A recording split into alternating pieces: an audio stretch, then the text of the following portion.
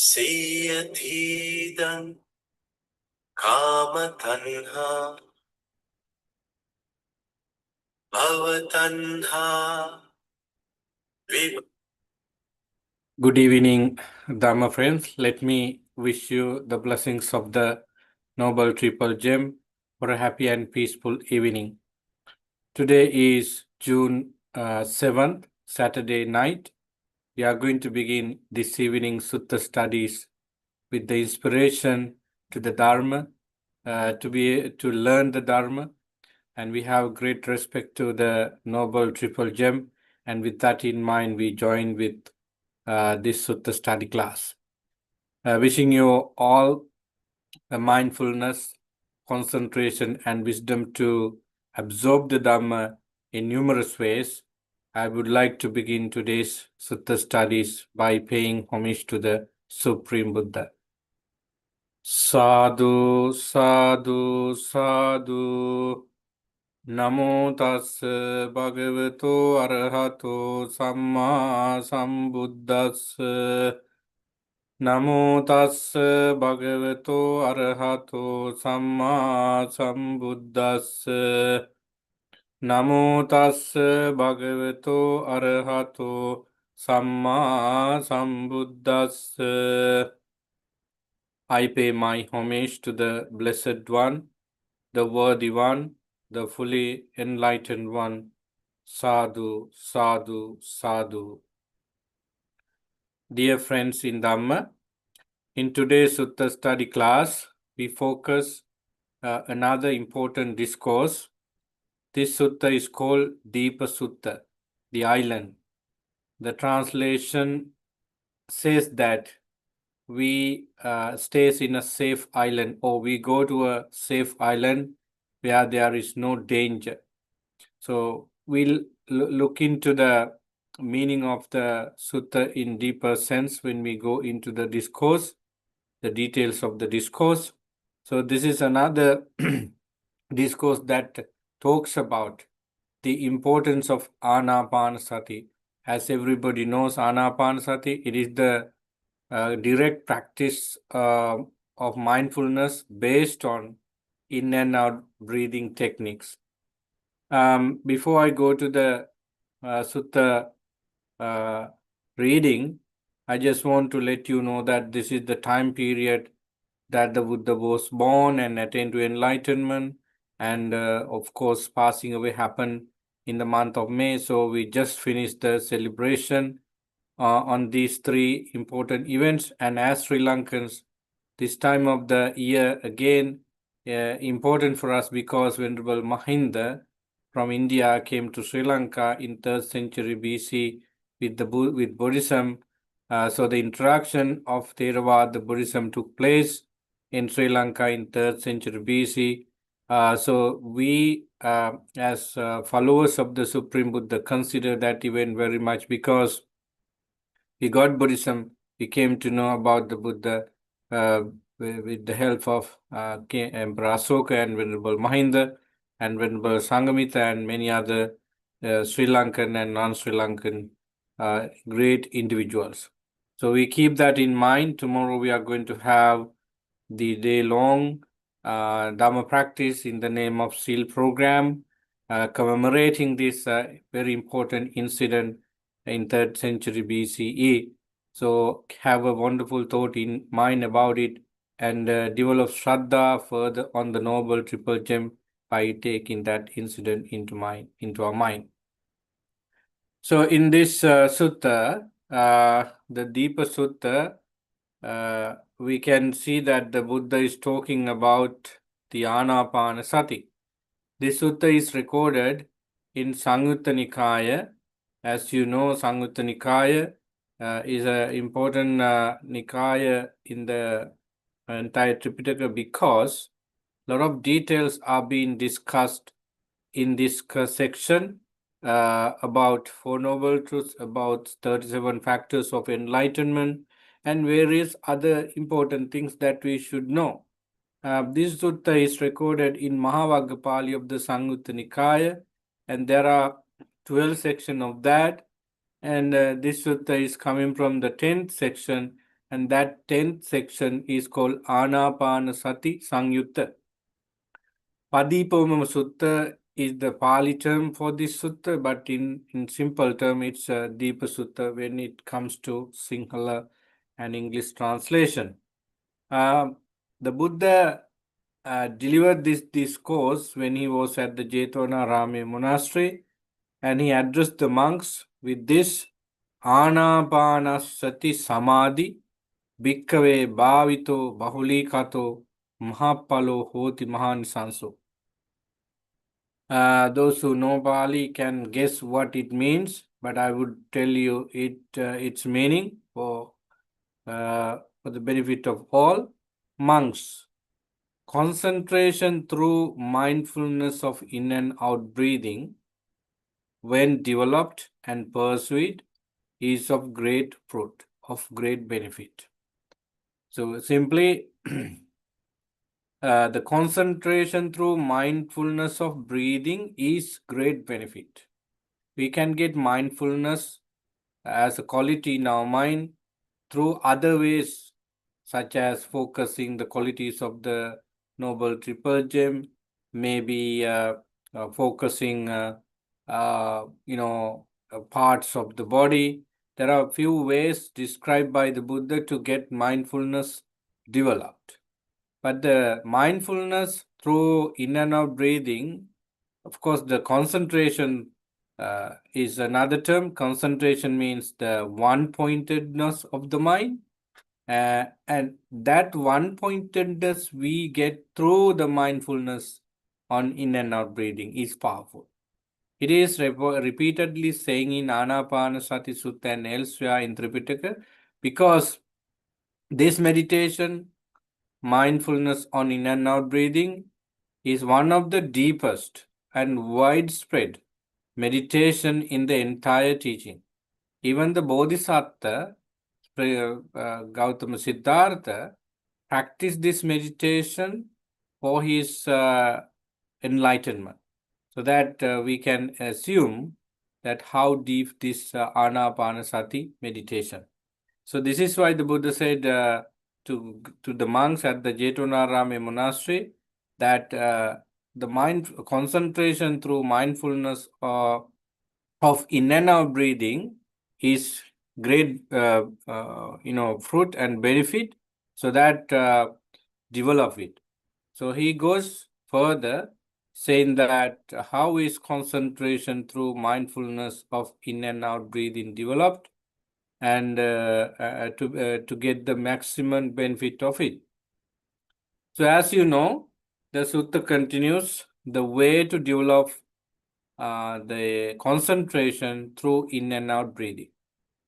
There is the case where a monk, having gone to the forest, to the shade of a tree, if the monk doesn't go to the forest, he can go to the other selected places such as a shade of a tree or an empty building, empty room, or any place.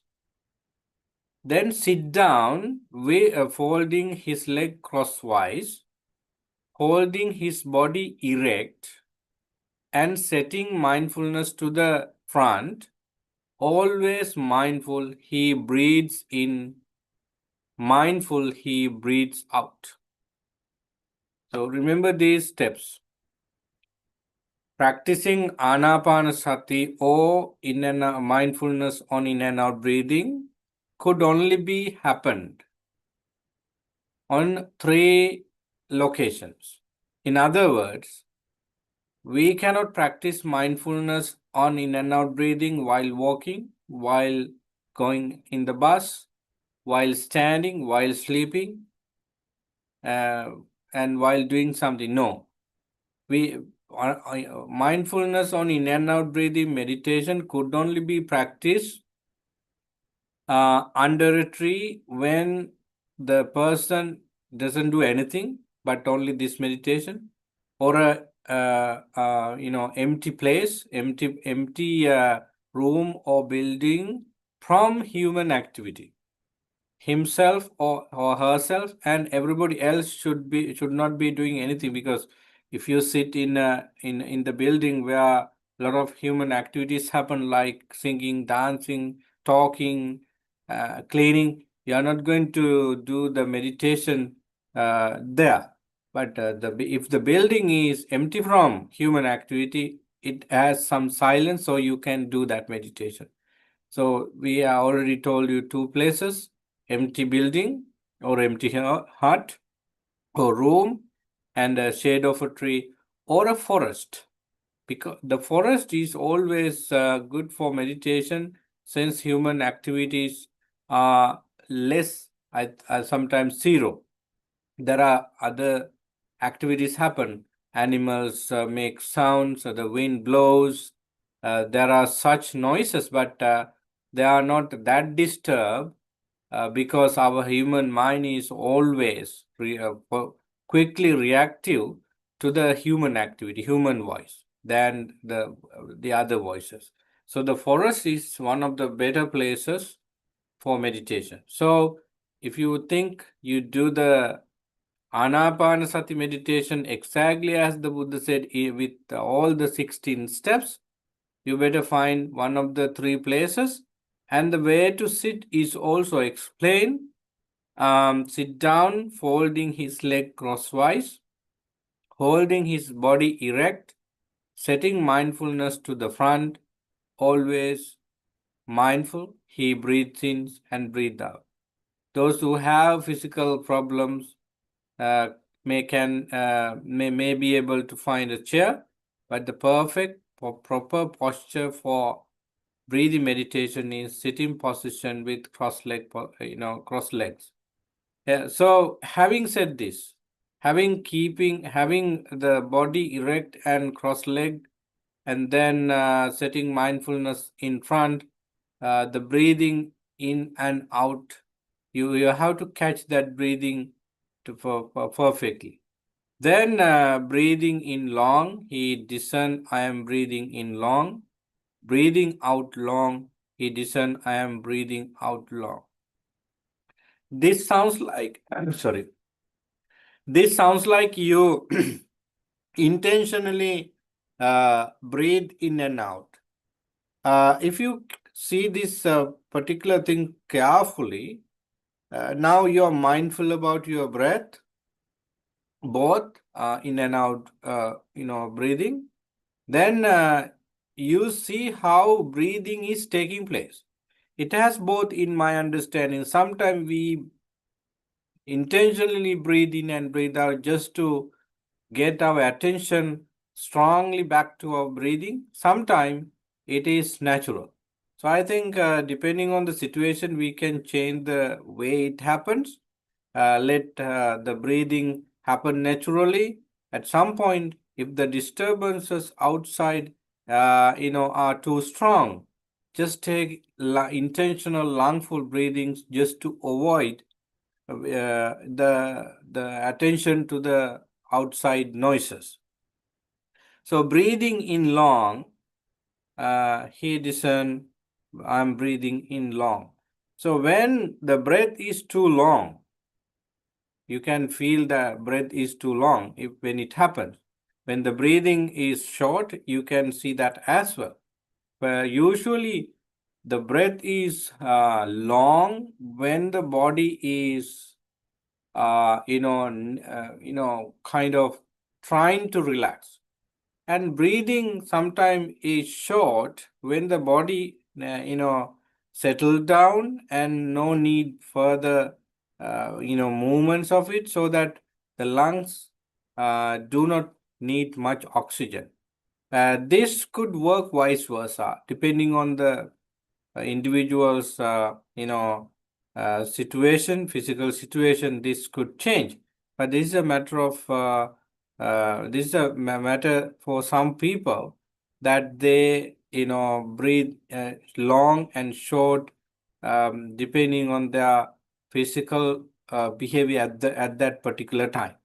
You can see this when sudden things happen. So for example, if if you heard a very sad tragic thing for some people, your breathing is fast and short, It's hot because your mind is disturbed. But when you relaxed, no worries, no any problems whatsoever, so you can sit and relax. You even do not know you breathe in and out. So therefore, the depending on the situation, the nature of the breathing, particularly the length of the breathing would be changed. Here you start you takes all the steps, and now you sit and breathe in and breathe out mindfully. You see the long and short differences of the breath. The idea of seeing the difference of the length of the breath means you are mindful. If you cannot see it with one or two breaths, you have to see the breath constantly in order to see the length of the breath. So at some point it is long, at some point it is short, then turn it to again long. But after mindfulness and concentration are fully developed, you even make that long and short in-breath very subtle. It means you even do not feel it well clearly because your concentration level has gone up. It has increased because it has been increased because you have been watching it over and over. So these are the first couple of steps of Anapanasati. Breathing in long, I understand I'm breathing in long. Breathing out long, so I understanding breathing out long. Then when your breath becomes shorter, so you understand that as well, both with both in breath and out breath. Then sometime people do this quickly. Those who have enough experience on Anapanasati do not spend too much time for these couple of first steps because they have good experience on doing that. So that they quickly jump into third and fourth section of the first category. That is, he trains himself. I will breathe in sensitive to the entire body. He trains himself, I will breathe out sensitive to the entire body. At this stage, you have known the long and in breath, out breath and out breath. Everything is clear to you so that you can be sensitive. You can be very familiar with the both in breath and out breath. At the beginning, you first see only out breath, but the in breath is not that visible. So one of the breath is visible for you at the very beginning, but now you have trained that skills enough to see both breaths as a cycle. That's why it is called sensitive to the in breath and out breath. You are very close. You are very familiar. So the body is also felt very well. At the beginning, you just know only one thing, but right now, the capacity of your mindfulness has been increased so that you can feel your entire body into a certain extent. So now you train your mind to see the entire breathing cycle as well as physical body. Now we move on to to the next steps. He trains himself. I will breathe in calming bodily fabrication. He trains himself. I will breathe out calming the bodily fabrication. So when in and out breathing takes place, so you are now doing calming bodily fabrication. Bodily fabrication means the in and out breathing. What is fabricated? This body is called in and out breathing. So now your in breath and out breath has been subtle a lot. So, suppose you put your hands over here and you don't feel breathing out breath and in breath because it has been very subtle. Why this happened to us in the meditation? Because friends, you have stuff unnecessary thinking so that your mind is not busy. It has come to a very calm and peaceful situation. When the mind is in such states, uh, it affects to the brain, it affects to the heart, the blood circulation, because it therefore the lungs do not want to take the air in too much, because the body can survive with little help, but the body can survive with the little breath, short breath, thin breath line, so that's why oxygen level is not coming in the normal way.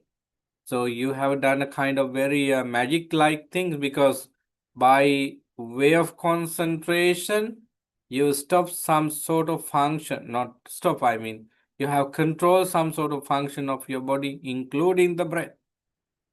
So that is why you are in a positions to calming down bodily fabrication. Bodily fabrication means anapanasati.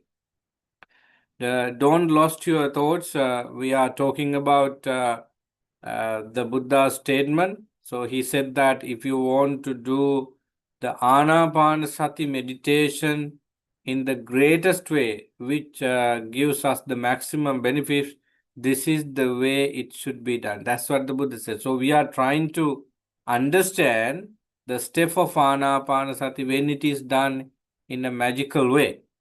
So far, we have talked 8 individual steps and 4 pairs. There are 16 pairs in Anapanasati. So we try our best to go through all quickly and get into the other factors of the discourse. Next, he trains himself. I will breathe insensitive to rapture. Do you see that word rapture? First, we see the meditator is dealing with long in-breath, long out-breath, short in-breath, short out-breath, then being sensitive to physical body when both breaths happens, and then calming the bodily fabrication. So these are the things we do in the first quarter of the Anapanasati meditation, if I may mention about the time period for it. But now we become sensitive to rapture. What does that mean? Piti patisangvedi asasissami sikkati. As we all know, rapture is mental happiness, not very strong, but very satisfied level of happiness. So you become sensitive to it. How could we experience rapture now? Friends, this is the way it happens. As long as you practice mindfulness on in and out breathing, meditation, with breath, with short and so on, you become mindful without interruption. Right now, due to that deep, constant investigation onto the breath, you have that rapture. Your mind is elated. Your mind is now glad. So that's what it happens. That's why you see the breath is coming in and going out at the same time. You feel that initial happiness of your mind called rapture. So while in breath, while breathe in and breathe out, you see rapture in your experience. So that is something that we need to understand. Next, sensitive to pleasure. Right after rapture, we find the word pleasure. Pleasure means sukha. In Pali, piti is rapture, sukha is pleasure. So now, due to the happiness in mind, now you feel pleasure. Pleasure. When it comes to pleasure, it means, according to my understanding, both physical and mental relaxation. So you feel pleasure. So while in-breath and out-breath takes place, this pleasure is there for them. Then sensitive to mental fabrication. We talk about the physical fabrication or bodily fabrication. At first, now we are talking about mental fabrication. What are the mental fabrication? It means, friends, vitakka vichara, applied and sustained thoughts, mental fabrication.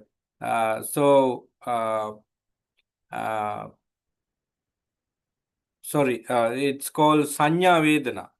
I made a mistake. Mental fabrication means feeling and perception. The very basic level of thinking is perception and feeling. When feeling arises, immediately it recognizes, and then the gradual progression of thinking takes place with the feeling and perception. So now, uh, you know, rapture, pleasure, they are all feeling. You feel it physically and mentally. So they are feeling. So now you are mindful or very familiar with the pleasure and rapture in both mind and body. Do you see how important this meditation? You do it knowing what is happening. Right now, due to constant attention with right thinking, you have come to this level that your feeling is gorgeous.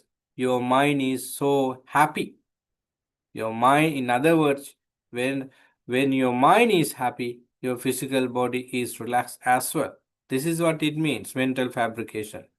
Then in that section, we finally see he trains himself. I will breathe in calming mental fabrication and I will breathe out calming mental fabrication.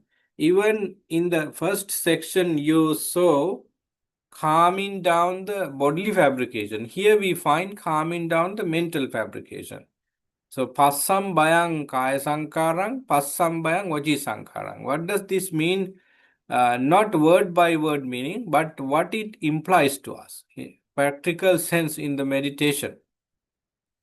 Friends, calming down or passambayang, kaya sankarang, and vachi sankarang means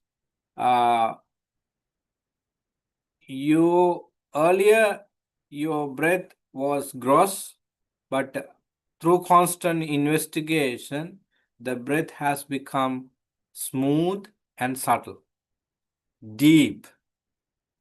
Likewise, your mind was not that refined and smooth earlier, but over the course of practice, it has become very gentle, very smooth, and very, I would say, calm and peaceful too. That is what it called.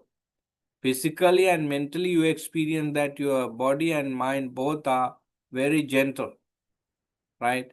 In many cases, we feel our mind is heavy, our mind is disturbed, agitated. A lot of bad things are going around in our mind. These are the things that many people in the world feel. But due to your anapanasati practice, now you feel it so relaxed, so calm. Your body is like what you call light objects that floats in the sky. Simply you feel very joyous, very happy, very relaxed. That's what it means. So, if now we have talked 8 pairs of anapanasati out of 16. So halfway through we have come. So now your mind is away from hindrances. When you come to piti, piti, sukha, rapture and pleasure, friends, you have come out of that strong, unwholesome states such as sensual pleasure, thought of sensual pleasure, thought of ill will, and sleepiness and drowsiness of your mind, and then restlessness and doubt. These are the 5 hindrances. They have gone from your mind. They disappear from you in your mind. Earlier, you were either liking somebody or something, and you are angry and you're upset and sleepy, and no thoughts are there in mind for something great. You always tend to do something bad. So, mind, our life sometimes depends on those attitudes. But right now, due to your intentional practice on Anapanasati, you feel how gorgeous it is. No worries, no frustration, no disturbances, no doubts about the practice. It is true.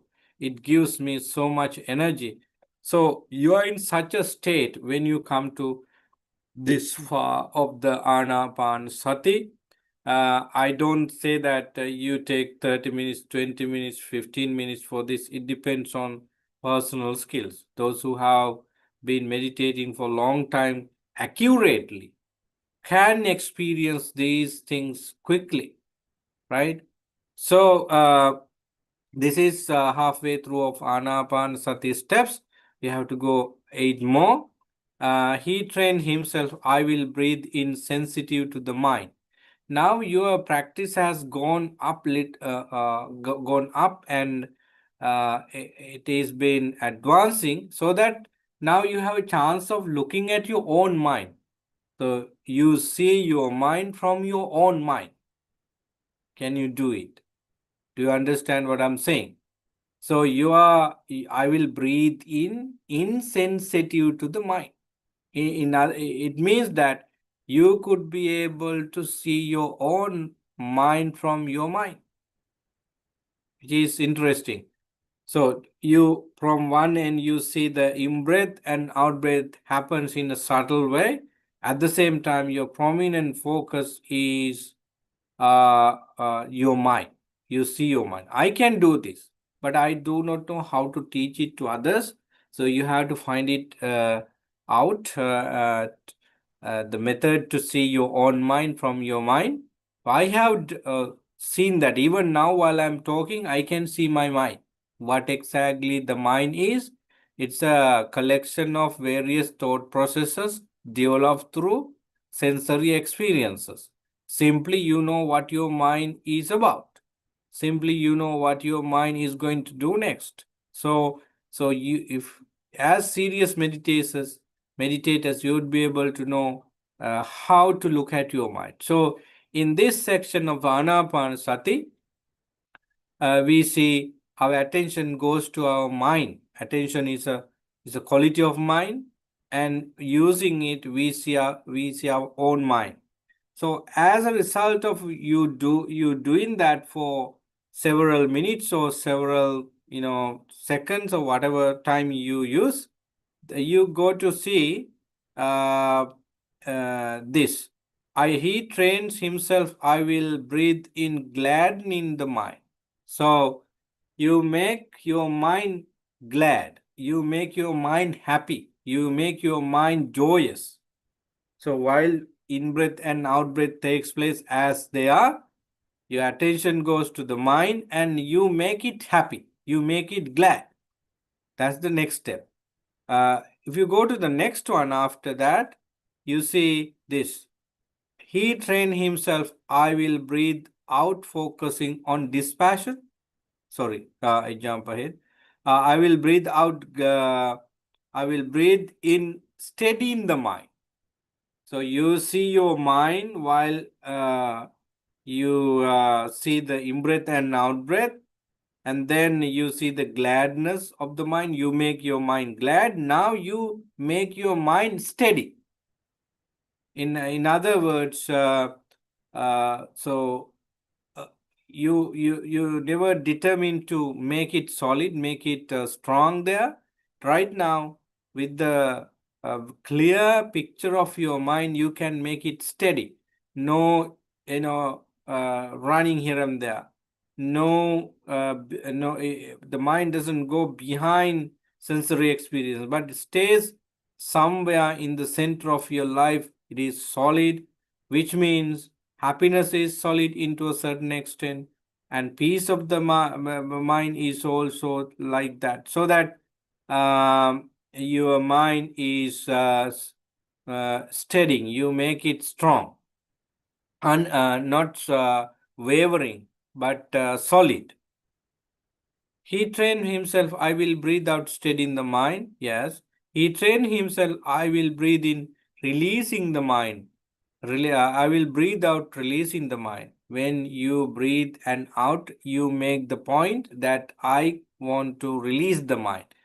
So it is a very important place in the Anapanasati because first and foremost, you are trying to calm down the mind by taking it from busy nature. You were able to do that. Next, you were about you were practicing about feeling.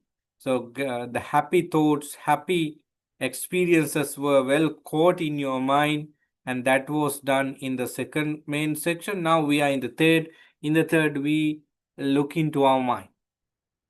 So, friends, each meditation, whether it is samatha vipassana, whether it is strong or minor, they all should direct to see your own mind. For example, suppose you practice mindfulness on in anicca sanya or anicca bhavana. It goes like you become mindful about the impermanence of your mind.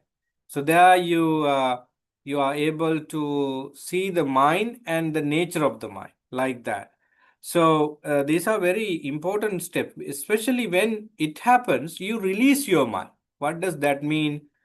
You see the rising and passing of your mind so that you do not want to take control over.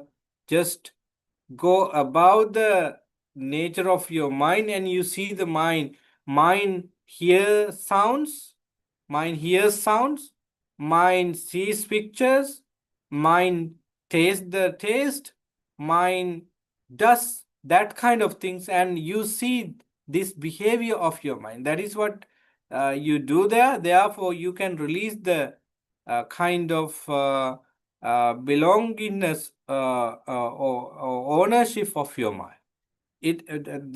Why do we say this? Because next step of the Anapanasati meditation is dealing with impermanence.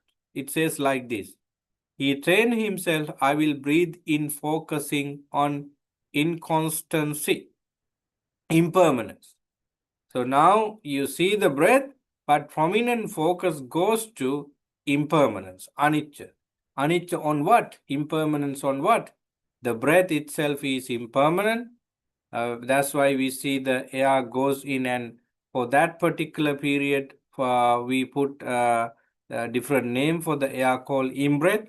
And when it comes out, we put a name out-breath, and it always change its nature.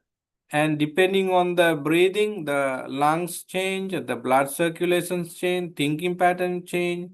And if you look at the physical body, I think many of those cells change, so that only thing we can see in clear mind is changing. That is what we do in this section.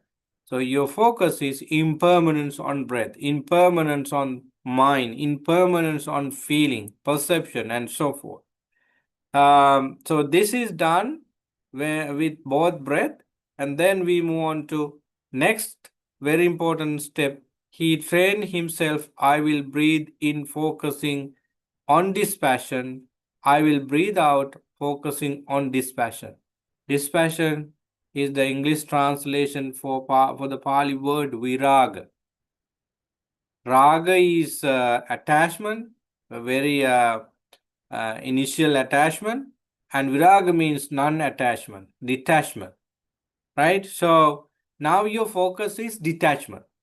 You neither attached to the breath, the happiness, the better feeling, peaceful mind, no any other experience. You now train your mind to detach from even happiness. That's what it means. I train my mind like this. I will breathe in and out, focusing on dispassion. So your mind is now working with dispassion. Next, he trains himself, I will breathe in, focusing on cessation. So now you are going to end something in your mind. It means, friends, that you do not stop breathing. You do not stop other things, other physical aspects, such as working on five hindrances and so five faculties. You do not do that, but you may you do the ending of craving. The idea of ending or ceasing of craving and the causes of craving is meant there.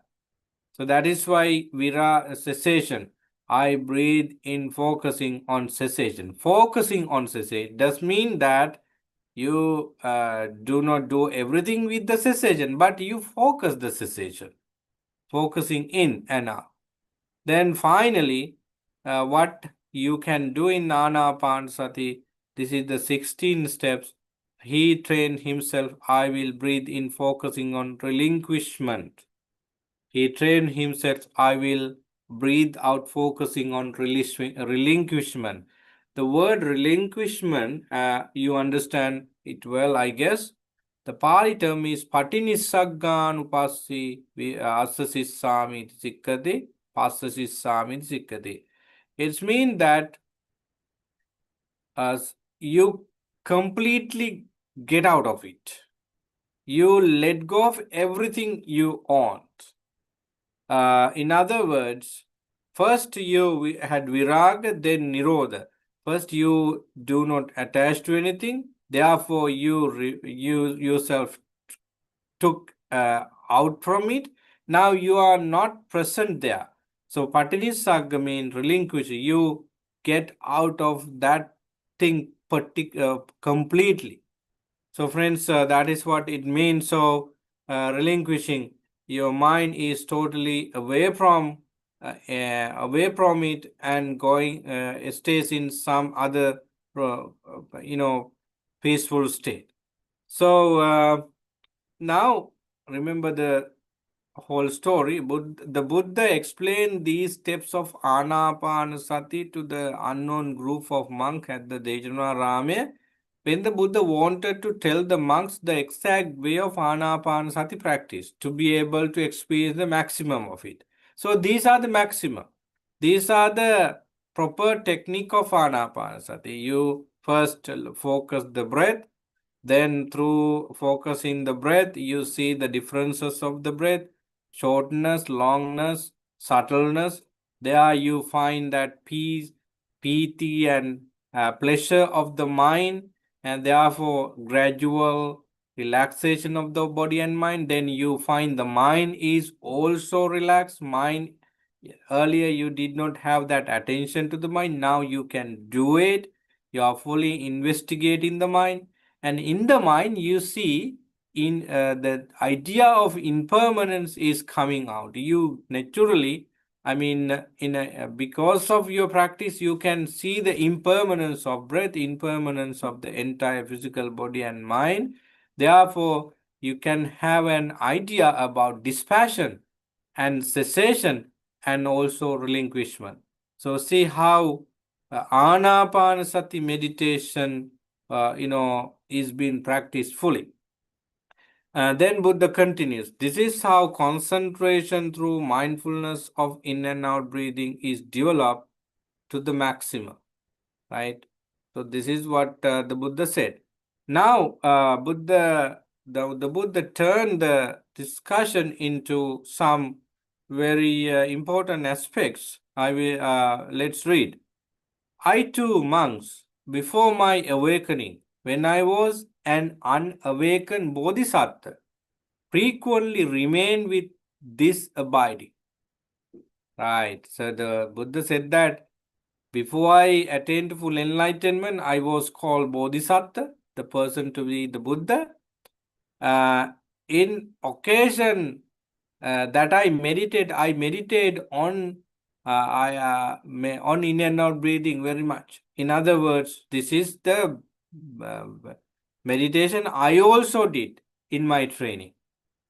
When I frequently remain with this abiding, neither my body was fatigued, nor were my eyes and my mind, through lack of clinging and sustenance, was released from fermentation. So, it's a remarkable statement from the Buddha about this meditation. Due to the nature of the Anapanasati meditation and genuine practice on it, I never experienced tiredness, fatigue, sometimes we feel tired when we do meditation.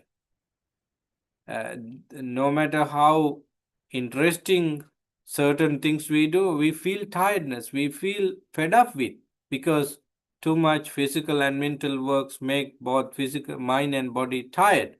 But significantly, when the Bodhisattva practiced meditation on in and out breathing, he never experienced that because of the power of Anapanasati meditation.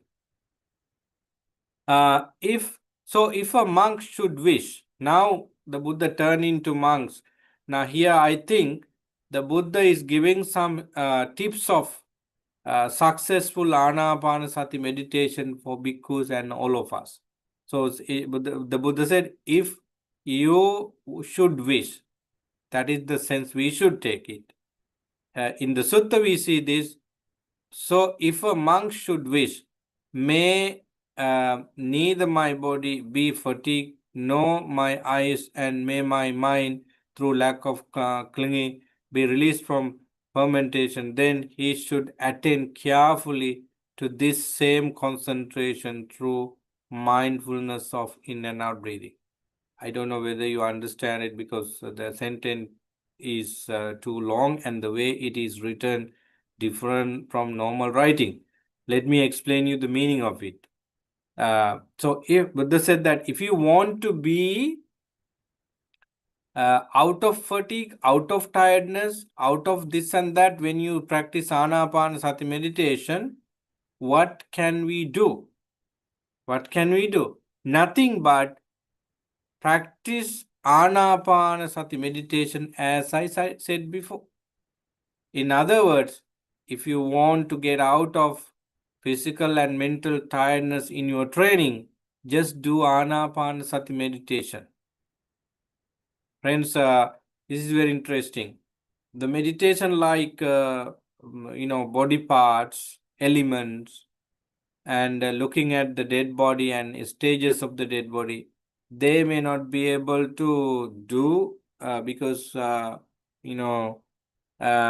we must be not knowing the reality. So anyway, practicing mindfulness meditation everyday basis and get enough experience help you. No fatigue, no tiredness among any important meritorious deed and so forth. So that is what the Buddha said here. If you want to be away from fatigue, tiredness, just do this mindfulness on in and out breathing. Concentration from this meditation is so powerful. So if a monk should wish, may my memories and resolves related to the household life be abandoned, then he should attend carefully to this same concentration through mindfulness of in and out breathing. What does it mean? May my memories and resolves related to the household life be abandoned. The sutta is uttered by the Buddha to a group of monks, so that the Buddha is telling this to directly these monks. So this, if there is anyone in the group who still thinking about household life, just do this meditation just to forget it, just to release your mind from it. So it's in this related for monks, yes, because you can make your body shave for the monkhood, shaving hair and beard, putting the yellow robes. So now you are a monk. But your mind may not be able to ordain like that. If we do not have that proper intention to be a good monk, our mind must be going other way around. So for such bhikkhus and bhikkhunis, this determination is very important. This message is important. Practice Anapanasati meditation in full so that you can end that negative idea of your mind. Right? That is what it means. It happens. It makes sense for you as well. Suppose you are in a state of worry, in a state of frustration.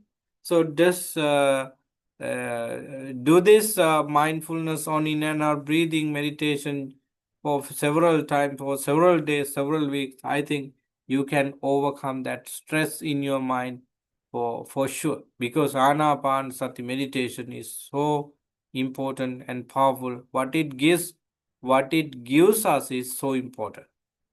So now we move on. If a monk should wish, may I remain a percipient of loathsomeness in the presence of what is not loathsome, then he should attend carefully to this same concentration through mindfulness. So I'm not going to read everything, but simply what it means that suppose you find something filthy. For average people, it's so unpleasant, filthy, bad smell, something like that. But if you want to find the perfect equanimous mind on those with those bad things, you can do it with the experience of Anapanasati meditation. In other words, friends, suppose you walk in the street and you smell a very bad, the garbage and things like that. There quickly you pay attention to the in and out breathing. Suppose you had to stay there for 20 minutes with this bad smell. So your meditation on in and out breathing can make these bad smell away from. It doesn't mean that they are not there, but you have made your mind to disregard that mind reactions to bad smell. So something like that could also happen when this Anapanasati meditation is being practiced. Likewise, we see a lot of such things as instruction from the Buddha. Suppose you find something interesting, and if you want to be away from that interesting thing on interest object, then you practice Anapanasati meditation. Well, one of the interesting thing here, in the sense of practicing Dhamma, is may I quite secluded from sensual pleasures, secluded from unskillful qualities, enter and remain in the first jhana. Rapture and pleasure born from seclusion, accompanied by direct thought and evaluation. This is called, friends, first jhana. So, if you want to attain to first jhana, then practice mindfulness on in and out breathing. That is the Buddha's suggestion. So we know from various sources that practicing in and out breathing is taking us to first jhana, second jhana, third jhana, and fourth jhana. And of course, from there we develop Sattva Satipatthana too. So the in and out breathing is a direct window for Sattva Satipatthana. So you see that now letting go of five hindrances and attaining first jhana can be done by practicing Anapanasati meditation. I know that some people can, of course, experience jhana when they practice meditation, because the gradual things happen over here if you put right attention into it. Okay. So next we see you can gain even second jhana, third jhana, fourth jhana by practicing in and out breathing. Then we can see that even practicing not only four jhanas but immaterial jhana called the perception of emptiness and so on. So you can practice the formless jhana as well as a result of Anapanasati. And if we come to the last few paragraphs of the sutta, it says that even cessation of craving is taking place as a result of strong practice of Anapanasati. So Anapanasati is therefore is a good practice for various individuals. But if he wants to speed up anything in the training, it could also be done because Anapanasati experience. So that is what we find at last. The summarized version of the sutta is like this. When concentration through mindfulness of in and out breathing is thus developed, thus pursued, then if he sense a feeling of pleasure, he discern that it is inconstant. So this is very important. Now you have practiced Anapanasati fully for several times, several days, weeks, months, and years. That means you are matured on it. There, then you happen to have pleasant feeling. When pleasant feeling arises in you, you quickly know that this is impermanent. You don't need to intentionally think about it. Oh, I should think of the impermanence of the feeling now. That is what I should do. No, you don't need to do so, because your practice make you perfect, so that as soon as or together with pleasant feeling arising, your mind worked out this is impermanent, so that I do not attach to pleasant feeling. In the same way, when unpleasant feeling arises, your wisdom is working, you detach from unpleasant feeling, assuming that it is also taking you into negative conclusion. Likewise, when there is pain, when there is happiness, when there is this and that, you always put them into impermanence theory. As a result, as this practice, you train your mind into a very solid critical point, so that you even can attain stages of enlightenment depending on your practice.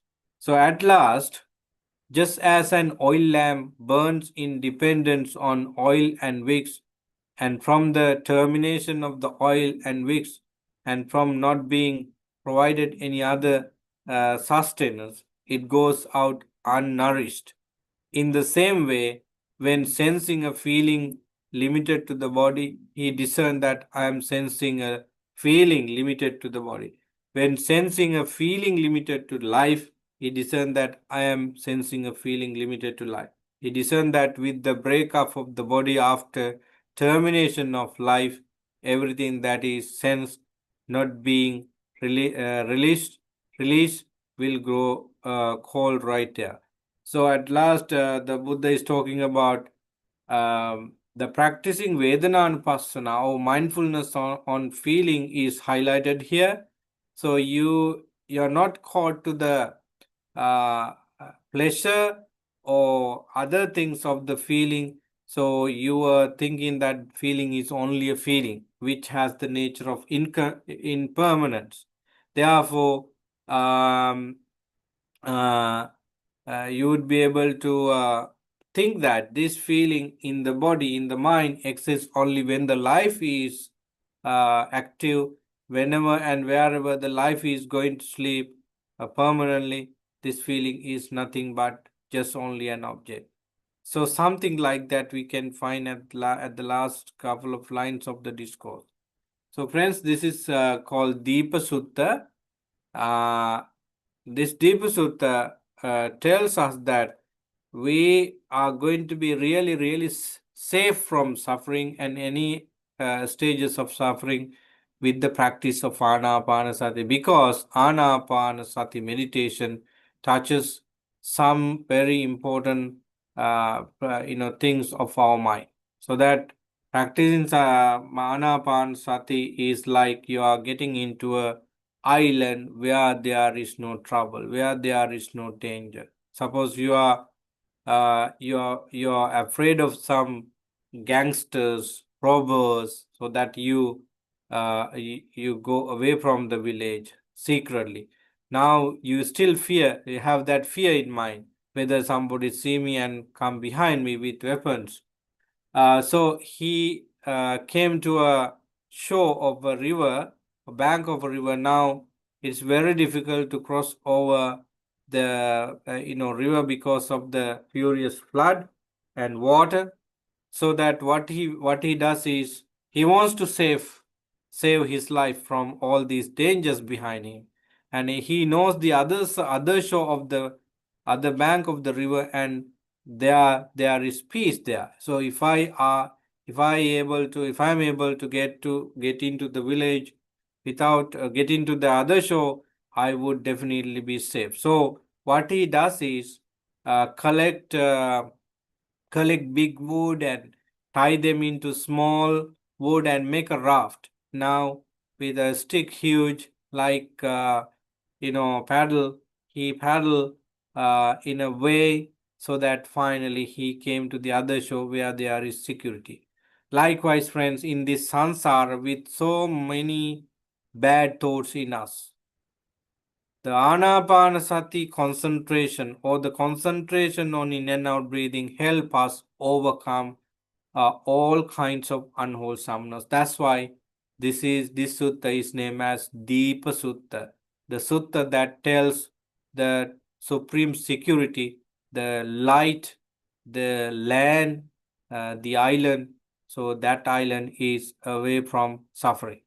So that is why we find the title as Deep Sutta. So friends, basically this sutta talks about Anapanasati. So the Buddha wanted to tell the monks that Anapanasati, if you practice it well, your problem, your stress, your frustration, your fear, your ignorance, everything will be gone with the support of with the practice of Anapanasati. So now that's all I think I should say. If you have any comments, questions, or any statements, please take your time. I really appreciate that. If you have anything, you can say it to the audience, so everybody will benefit from it.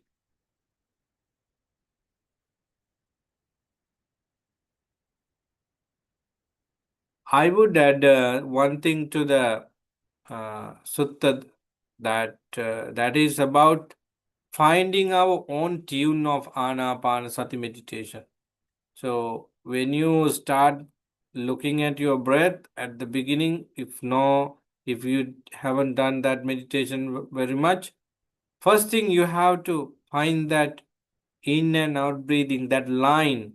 You feel the breath over here, you see the breath goes in, and turning point is also visible, and it goes this way and that way. So we can see the line of the breath if we look at it carefully. So there you feel joy that, oh, I found this. I should do this over and over. That's how the energy come into the practice of meditation on anapanasati. Not only with that, for all the other meditation, you have to find that interest of doing this. You should be able to find this is really fun.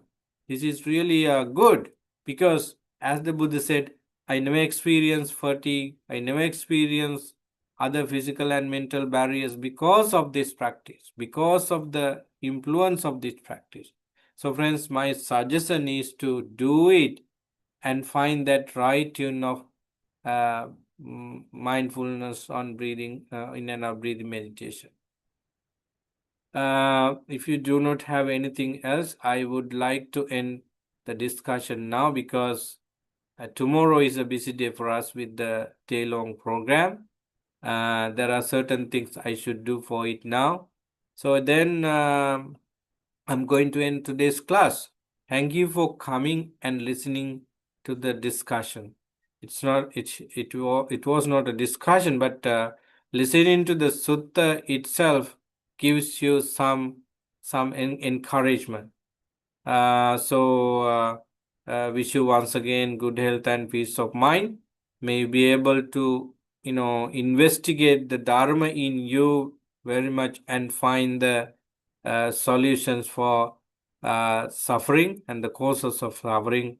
And I wish may you all complete the training to nirvana by the power of these merits. Sadhu, sadhu, sadhu.